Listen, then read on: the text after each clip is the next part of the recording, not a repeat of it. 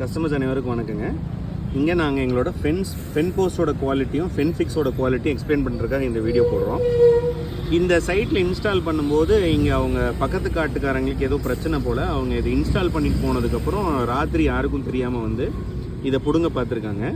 காலைல 10 மணிக்கு போட்ட காங்கிரீட்டு நைட் அவங்களால ஒரு 11 மணிக்கு பிடுங்கி எடுக்க முடியல. ஸோ அதனால் என்ன பண்ணியிருக்காங்கன்னா அந்த போஸ்ட்டை வந்து வளைச்சி கிட்டத்தட்ட மண்ணோட மண்ணாகவே வளைச்சிருக்காங்க. வளைச்சதோட தழும்பு இங்கே பார்த்தீங்கன்னா தெரியும். அதுக்கு மேலே இன்னும் பெயிண்ட் பண்ணாமல் இருக்கிறதுனால லைட்டாக ரஸ்ட்டும் ஆயிருக்கு.